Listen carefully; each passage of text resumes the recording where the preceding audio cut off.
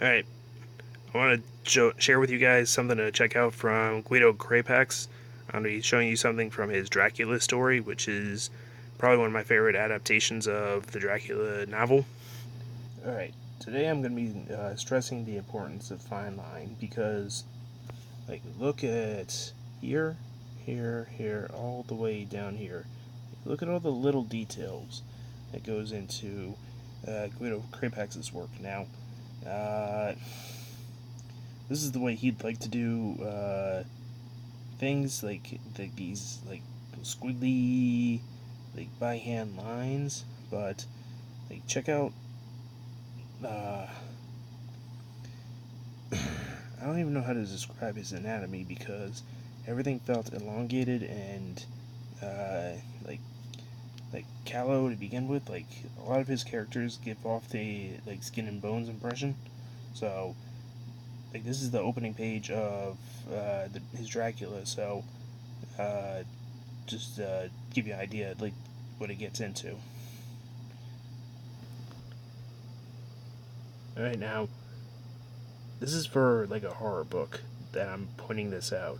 But see this? See how you're like relatively same distance away from the character from the panel's point of view. Then it gets closer and closer. Then you're right behind him, and then you're up close on him. And the rhythm that's going on with like this page is like uh, I don't, there's something about a page when you can see multiple shapes like forming for a flow, because look at like where the panels meet up. Like, see right here, see how there's not one that's like a perfect crisscross.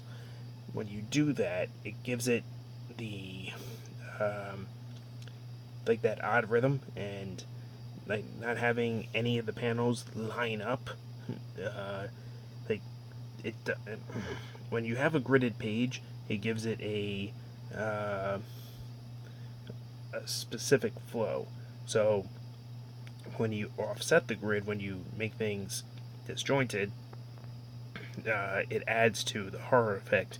And the fact that this is the last panel on the page and it's the biggest one, and the money shot is the guy's face, which is that is something you gotta pay attention to.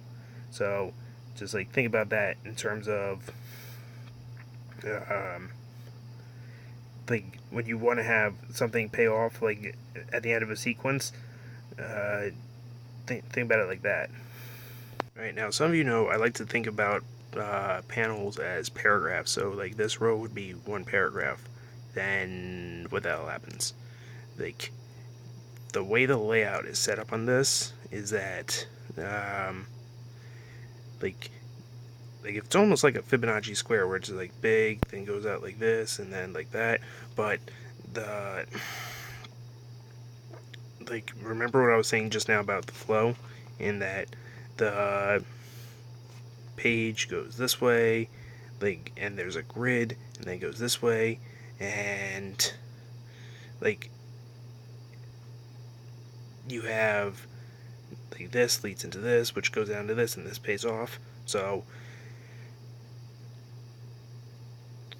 this is like advanced layout, and there's not a bad panel in the page that doesn't work. So those of you that are paying attention, like, check out like the like close up of a building, close up of a person, two people, then it's another person, then close up on her face, then from outside the building, and then close up of her face outside the building.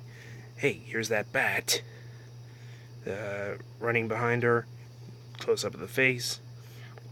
Let's think about this. The face goes closer, closer, closest, far, back to close. So the rhythm it's setting up is like really good. Right, I want to point out one more thing with you guys. Now, anyone who's ever read Dracula is familiar with Jonathan Harker's part of the book where he's writing letters to Mina, and he's on his way to the old country, and then he's in the cart, the carriage, whatever, the train, and he's going about this.